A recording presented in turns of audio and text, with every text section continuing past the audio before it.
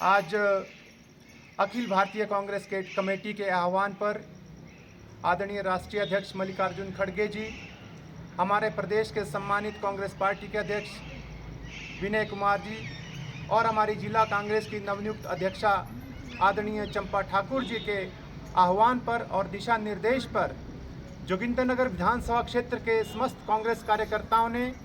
मिलकर के यहाँ गांधी वाटिका स्थानीय जो जोगिंदरनगर शहर में है उसमें 4 घंटे का अनशन यहाँ पे रखा 10 बजे से 2 बजे के बीच में। इसका मुख्य उद्देश्य ये है कि जिस तरह से केंद्र की नरेंद्र मोदी सरकार जिस तरह से हिटलर शाही पे उतराई है, तानाशाही पे उतराई है, उसको लगाम लगाने के लिए कांग्रेस पार्टी जो है एकजुट होकर के पूरे राष्ट्रव्यापी आज जो है ये इस अनशन का आयोजन पूरे देश में किया जा रहा है। उसी कड़ी में जोगिंदरनगर विधानसभा क्षेत्र के कांग्रेस कार्यकर्ताओं ने भी जोगिंदरनगर में केंद्र की जो मोदी सरकार है उसको ये चेतावनी देने का यहाँ से एक बड़े संवैधानिक और एक बड़े शांतिपूर्ण तरीके से प्रयास किया है, गांधीवादी तरीके से प्रयास किया है कि जिस तरह से जो हमारी महात्मा गांधी रोजगार गारंटी योजना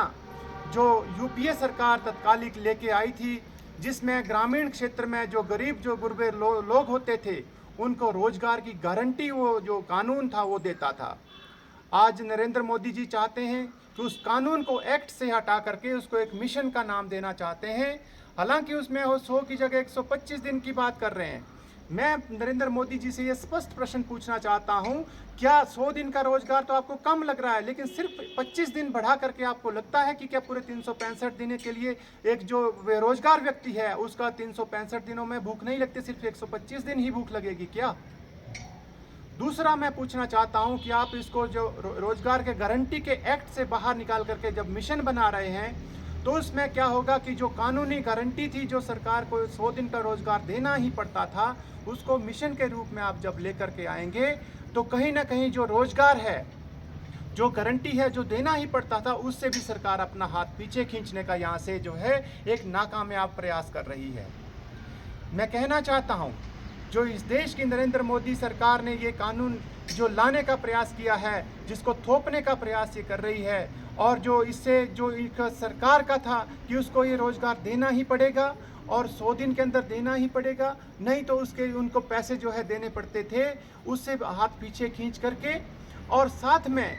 जो एक जो मनरेगा के जो मस्ट्रोल के जो वहाँ पे अधिकारी तैनात होते थे या वहाँ पे रोजगार सहायक जो तैनात होते थे उनको हटा करके ठेकेदारी प्रथा की बात ये मनरेगा में लाने की कर रहे हैं, जिसकी हम कड़े शब्दों में निंदा करते हैं।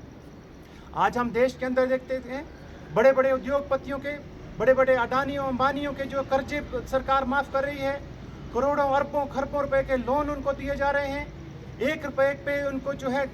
सैकड़ों हजारों बीघा ज़मीनें दी जा रही हैं और एक गरीब गुरबा अगर 100-200 रुपए की मनरेगा में दिहाड़ी लगा लेता है तो कहते हैं उनकी जियो टैगिंग होगी, उनका फोटो होगा। और जो कई जगह पर दूसरा क्या है कि जो गांव के जो गरीब और जो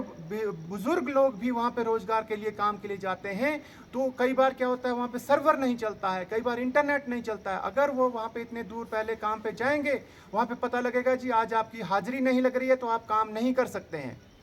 दूसरी ये व्यवस्था क्या कर रही है, पहले जो यूपीए सरकार ने जो ये रोजगार का कानून ये मनरेगा लाया था उसमें आपको जहाँ आपके अपने गाँव के भीतर ही काम मिलता था।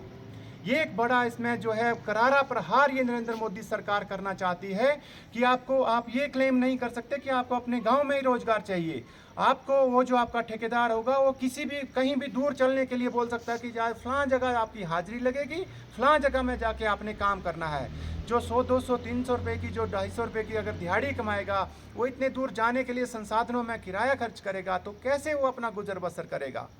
ये निश्चित तौर पर सबसे बड़ा जो इसने प्रहार ये नरेंद्र मोदी सरकार करना चाहती है कि पहले जो इसका 100% जो इसका भुगतान होता था उसमें से 10% जो है मतलब 100 रुपये में 10 रुपये जब प्रदेश की सरकार वहन करती थी और 90 रुपये जो है केंद्र की सरकार को देना पड़ता था। आज नरेंद्र मोदी जी उससे हाथ पीछे खींच करके उस 90% से 60% में अपने केंद्र की जवाबदेही को लाना चाहते हैं। जिससे पहले जैसे अगर मैं हिमाचल प्रदेश की बात करूं तो हिमाचल प्रदेश की सरकार और हिमाचल प्रदेश में जो हमारी व्यवस्था है, जो हमारा फाइनेंशियल जो स्ट्रक्चर है पूरा चरमरा गया है। केंद्र कोई मदद सरकार की नहीं कर रहा है। माननीय मुख्यमंत्री जी जैसे तैसे जो है सरकार को चलाने का प्रयास कर रहे हैं, तो 40 रुपये वो कहाँ से वहन करेंगे? ये सरासर गरीबों को जो है मारने की योजना है, क्योंकि जो 40% जो इसका भुगतान है वो राज्य की सरकार कर नहीं पाएगी, और जब कर नहीं पाएगी तो वो रोज़गार को जो गारंटी जो देनी पड़ती है उसको वो काम वो नहीं डालेंगे, सेल्फ नहीं डालेंगे, तो लोगों को काम नहीं मिलेगा। और इस तरह की अनेकों ऐसी जो इसमें ये करना चाहते हैं। कि दूसरा कहते हैं कि जी ये इसमें हमने राम जी का नाम इसमें ले आए। हम कहते हैं आप राम जी का नाम लेके आओ, शिव जी का नाम लेके आओ, हनुमान जी का नाम लेके आओ, जिसका नाम लेके आना लेके आओ, लेकिन राष्ट्रपिता महात्मा गांधी जिनको पूरा विश्व जो है उनकी जो शांतिपूर्ण तरीके से जिस तरह से आज़ादी भारत की में उनका योगदान रहा, आज सारे विश्व जो है उनको नमन करता है। और नरेंद्र मोदी जी और उनके जो सहायक जो संगठन हैं जिन्होंने उनकी जान तक ले ली, वो उनकी जान तो ले ली उन्होंने इतने साल पहले, लेकिन जब वो उनके विचार को जब वो मार नहीं पाए, तो आज उनके विचार को उनके नाम को मारने का ये जो है प्रयास कर रहे हैं। मैं कहना चाहता हूँ, हमें तो श्री राम जी के नाम से कोई आपत्ति नहीं है, लेकिन नरेंद्र मोदी जी भारतीय जनता पार्टी से मैं पूछना चाहता हूँ, आपको महात्मा गांधी के नाम से इतनी एलर्जी क्यों है, इतनी चिढ़ क्यों है? जब आप लोगों ने देश के जब क्रांतिकारी कांग्रेस के झंडे तले जो है आज़ादी की लड़ाई लड़ रहे थे, तो आप लोग जो है अंग्रेजों की मुखबिरी करते थे। आप लोगों को देश की आज़ादी नहीं चाहिए थी, आपको अंग्रेजों की रहनुमाई अच्छी लगती थी। जब हिमाचल प्रदेश बनने लगा तो आपको हिमाचल प्रदेश जो है आप स्टेटहुड को मारो ठूट का आप नारा देते थे। तो इस तरह की कार्यकलाप जो है भारतीय जनता पार्टी के और इनके जो पुरखे थे उनके रहे हैं। हम इनकी नरेंद्र मोदी की जो ये सरकार है इसकी कड़े शब्दों में निंदा करते हैं, और हम ये चेता देना चाहते हैं कि पूरा देश आज जाग चुका है, और जिस तरह से आप महात्मा गांधी जी का अपमान करने का प्रयास कर रहे हैं ये देश सहन नहीं करेगा। आज पूरा राष्ट्र महात्मा गांधी जी का कृतज्ञ है, जिन्होंने आज़ादी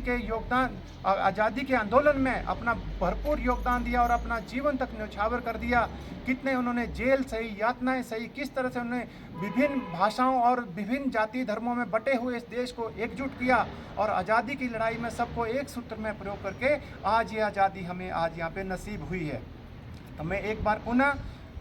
मेरे साथ जो है यहाँ पे सेवा दल की आदरणीय हमारी अध्यक्षा बहन सरोज जी हैं, मेरे साथ वरिष्ठ कांग्रेस के बरवाल जी हैं, मेरे साथ NSY से जुड़े हुए नौणी विश्वविद्यालय में राज ठाकुर जी हैं, मेरे साथ चंडीगढ़ विश्वविद्यालय में जो अध्ययनरत हैं संतबख्श सिंह जी हैं, और मेरे साथ संतोष ठाकुर जी हैं जो पूर्व में यहाँ पे युवा कांग्रेस के जो महासचिव ब्लॉक में रहे हैं, और मेरे पास साथ देवीदास रांगड़ा जी हैं जो युवा कांग्रेस में सचिव रहे हैं। ये मैं इन तमाम साथियों का भी धन्यवाद करना चाहता हूं कि आप लोगों ने इस जो ये हमारा अनशन था इसको सफल बनाया। आपका भी बहुत बहुत धन्यवाद, और मैं मीडिया के साथियों का भी इस कवरेज के लिए बहुत बहुत धन्यवाद करना चाहता हूं। जय हिंद, जय Congress. This show is brought to you by Anand Toyota। करना हो पुरानी कार को एक्सचेंज और सेल, या करनी हो नई की डील, रीजन्स ट्रस्टेड आनंद टोयोटा के साथ करो अपनी हैप्पीनेस को सील। लेनी हो नई टोयोटा कार या वांट टू एक्सचेंज और sell your old one, Anand Toyota ही है रीजन्स ट्रस्टेड डेस्टिनेशन। जगह एक, सॉल्यूशंस अनेक। बाय, सेल, एक्सचेंज या upgrade, Anand Toyota, driving trust across the reason.